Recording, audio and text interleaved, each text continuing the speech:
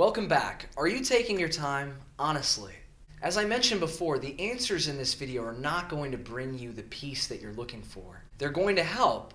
They're going to guide you and tell you exactly what you need to do. But if you're binge watching this course and you expect it to heal you, you're going to be disappointed. So please take your time, do the assignments. Take all of this work very sincerely. I'd like to take this time to formally introduce myself, as I feel like it'll help you along your journey to know that I've gone through some suffering myself. My name is Khail Kapp. I grew up in a very physically and mentally abusive house. My parents divorced when I was 7. We moved about 10 times before I finished elementary school. I continued to set myself up for failure through adolescence. I received my pre-medicine degree from Penn State, and I threw myself at the mercy of society. For 2 years, I bounced around to various temp agencies as a microbiologist, until I landed a lucrative surgical sales position. I would consult orthopedic surgeons on fractures and joint replacements, standing in the operating room 12 hours a day, walking on eggshells while surgeons tried new techniques with my equipment. I was very neurotic. I was a control freak. I brought my childhood anxiety to constant feelings of panic this way.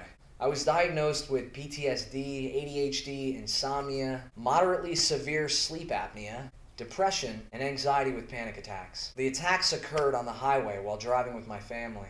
But I would wake up with my stomach in knots, and I would carry this tense, uncomfortable, electrifying energy around with me everywhere that I went. And the higher the stakes, the more rapid my heart would beat. I felt like I was constantly under the microscope by my employers, by my clients. There was no escaping their judgments. Something had to give, or I knew I was going to hurt the ones that I loved the most. I mean, my life was already falling apart, the money disappeared, my marriage was on the rocks, and I was ruining my relationship with my son. After suffering a tragic accident where I tore my chest muscle nearly completely off, I was ready to give up. I realized that I just wanted to be happy. I mean that I really wanted to experience life instead of grinning and bearing it all the time. And slowly but surely I turned everything around. And now I can honestly say that I'm the happiest guy I know. I sleep well. I cured my sleep apnea. I don't wake up feeling anxious like I used to. In fact, it truly is rare that I worry or feel fear for more than a moment. I live in the present, and I love my life. You see, all of my diagnoses were nicely defined hurdles for me to climb over.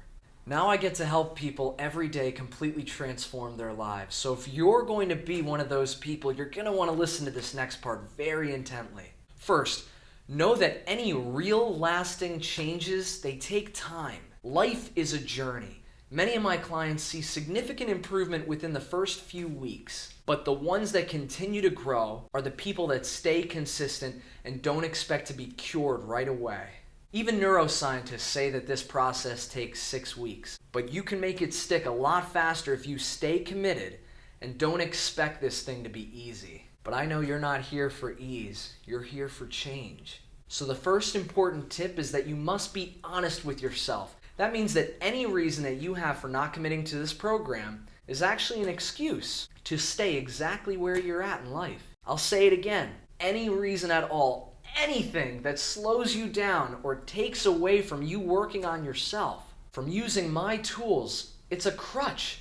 It's an excuse to stay exactly where you're at. Definitely write that one down. You really have to want this. And I know, of course, you want nothing more than to be free of this. But everyone says that.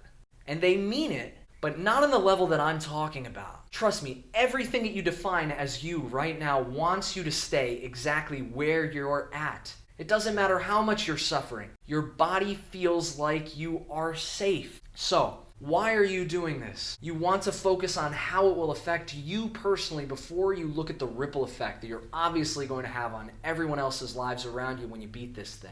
How will this change make you feel? What will you be able to do? Then what does this mean for your life now, tomorrow, and 5 years from now? Then dive into the ripple effect. This is the assignment that you're going to want to write in your workbook. Make sure that you clearly define this. Make it an effort to open up this workbook every day until you're completely satisfied with where you're at.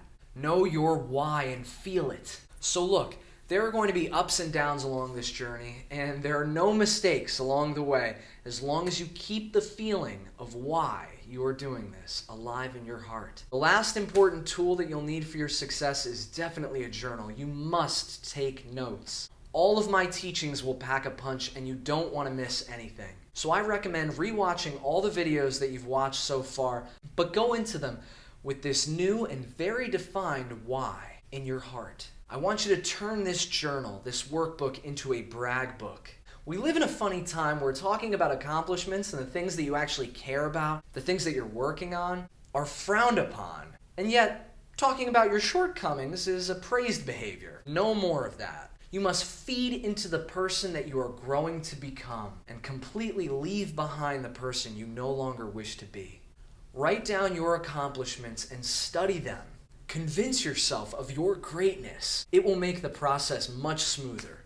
Now get started on those assignments, go back and watch the other videos, knowing that your why is something powerful. And until next time, don't take life too seriously.